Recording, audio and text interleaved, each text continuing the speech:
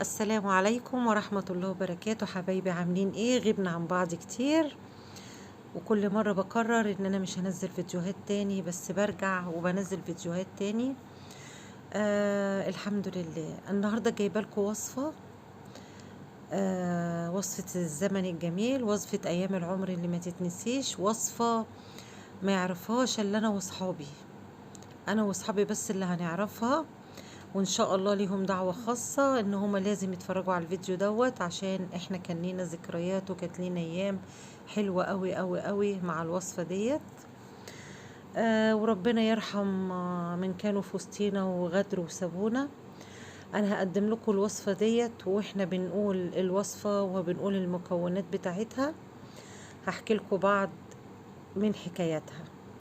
احنا الوصفة دي عرفناها في مقرأة، في تجمع جميل على كتاب الله، على حب بعضنا البعض، على تفسير آيات من القرآن، على نتعلم النطق الصحيح. هقول لكم ايه، تعالوا.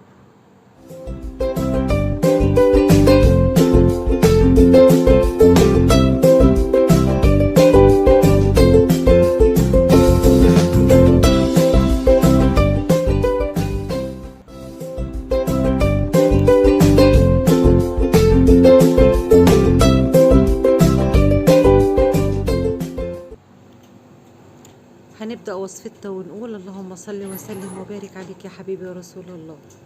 هقول لكم هنا المقادير بتاعه الوصفة بتاعتنا زي ما انتم شايفين كده. معايا 3 تفاحات البلدي بتاعنا الجميل، معايا كوباية سكر، معايا معلقة قرفة، معايا باكو فانيليا، معايا كوباية لبن، معايا نص كيلو دقيق، معايا كوباية سمنة على زيت. تصدقوا وتؤمنوا بالله انا قلبي وجعني وانا لسه ببتدي في الفيديو وبتكلم. والله والله والله الوصفة دي انا عاملاها بقالها اكتر من شهرين وشهرين ونص، ومن بعد ما عملتها وانا وقفت فيديوهات.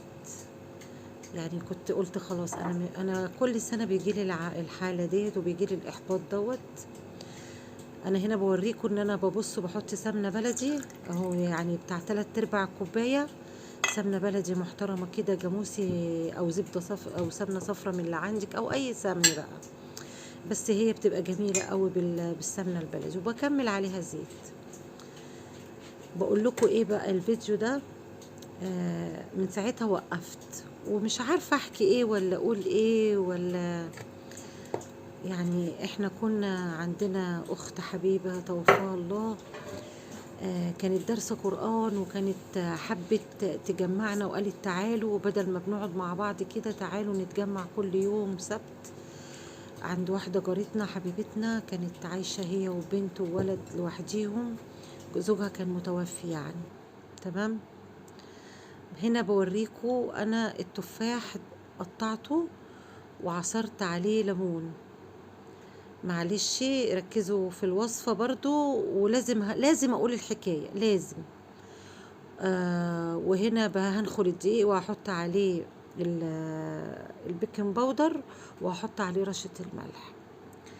فالمهم اتجمعنا فعلا، كنا حوالي 11 10 11، وممكن ساعات كنا بنزيد عن كده، وكنا بناخد اليوم ده اكنه متعة في الحياة.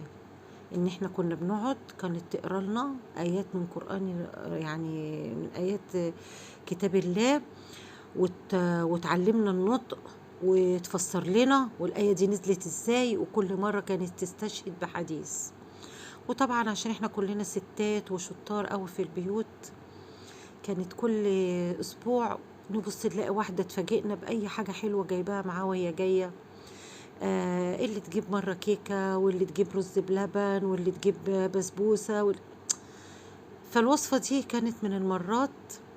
واحدة صاحبتنا، أم أحمد، وأقول اسمك يا حنان لأنك طبعا غالية عندي قوي، لأنها جايبة لنا الوصفة ديت. ايه ده يا حنان؟ ما نعرفش، احنا مش عارفين دي ايه.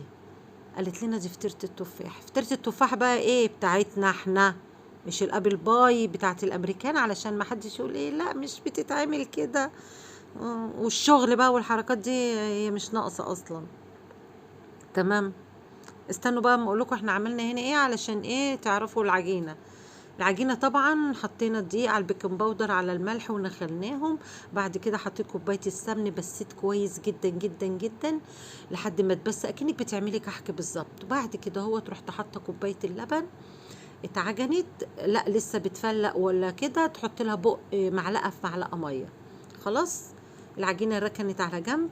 خدت التفاح اجرشه في الكبة جرش متوسط يعني، ولا تبقى تخينة قوي ولا ناعم البوريه، لا جرش تبقى مجروشة كده محتحتة يعني محتحتة كده، فاهمة؟ بس كده. وهاخدهم كده. وطبعا التفاح لما كنت قطعته يعني وركنته عصرت عليه ليمون عشان ما يسودش، لان احنا عارفين التفاح بيأكسد. هنا بقى التفاح حطيت عليه ايه نص كوباية السكر ومعلقتين القرفة وخلطتهم كده في قلب بعض. وبس يا حبيبتي كده الوصفة خلصت. وهي دي فطيرة التفاح بتاعتنا الجميلة. عايزة اقول لكم انتوا لو عملتوها ودقتوها هتدمنوها. يا سلام عليها الصبح كده مع حتة كده مع كوباية الشاي ابو لبن، بجد تحفة. باخد العجينة اقسمها نصين ونحطها فين، نحط نص في الصينية المدهونة سمن كويس جدا، وبعدين الحشوة، وبعدين اجيب النص التاني افرده بره لحد يعني بالنظر كده المقاس بتاع الصينيه. انا خدت اطار الصينيه كده على اطار المفرش، شفتها فرشه لحد فين، ورحت واخده النص التاني بعد ما فردته رحت حاطاه فوق ايه، فوقيها يعني طبقتين، طبقه من تحت وطبقه من فوق. وبعد كده هخرمها بالشوكه وهتخش في فرن سخن بقى 180 190 مش مهم يعني. تمام. شوفوا بقى وهقول لكم. فجت بقى صاحبتنا دي جابت لنا فطيرة التفاح ديت وكلناها، وبعد كده بقينا نعملها. بس احنا للأسف ما كملناش مع بعض في الموضوع المقرأة ده يعني أقل من سنة.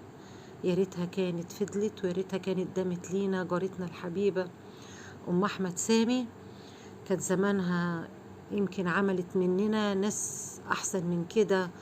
ان احنا من بعدها لا حد قرانا ولا حد، والله ما بسمع كتاب ربنا ولا اسمع اي حد يقرا قرآن واقعد اقول وراه الا لما احمد دي تبقى قدام عيني، اللي كانت بتعلمنا. الله يرحمها جارتنا ويحسن مثواها هي وابنها وكل امواتنا جميعا.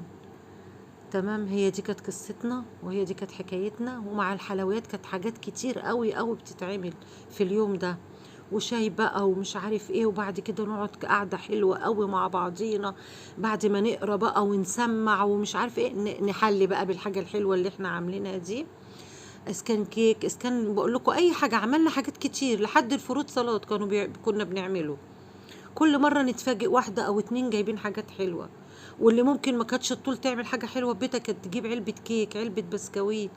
ايام جميلة وعمر جميل والحمد لله. وهنا بوريكم ان انا بعد ما قلبتها وبلم الدنيا بقى ورايا قطعتها وبوريكم حته اهي. بصوا عايزه اقول لكم ريحتها يا جماعه والله في البيت جميله. هي عباره عامله زي الكحكايه بتاعتنا، بس كحكايه كبيره كده ومحشيه تفاح، بدل ما محشيه عجميه ولا ملبل ولا عجوه، لا دي كحكايه محشيه تفاح بقرفه بسكر. والقرفه بقى ليكي بقى اللي بيحب القرفه يكتر، ما يحبهاش قوي زي هتلاقي التولاتي كده بحط لهم هي معلقه واحده بس دلوقتي بقوا يحبوها. يعني المره دي انا لما عملتها الفتره القريبه اللي من شهرين دي استغربت. كان في عندي ولد كده ما كانش بياكلها، لقيته كلها وكان بيقعد يسأل عليها. قعدت عندي يجي يومين كده في التلاجة ناكل منها، بس وهي سخنة في حتة تانية برضو. بصوا جمالها، بصوا حلاوتها، بصوا كده يعني محجمة على بعضها ازاي، زي حبنا كان لبعضنا وما كنا بنقعد كده نبص على بعض واحنا قاعدين كده في المقرأة دي يعني بنكلم بعضنا بالعيون. واللي كانت فينا مشاكسة واللي كان فينا كانت بتقعد تتكلم كتير واللي كانت تجادل كتير، وكنا أحاديثنا دي ما بتخلص. بس احنا بقى وصفتنا كده خلصت. وهقول لكم ايه، السلام عليكم ورحمة الله وبركاته، وانتظروا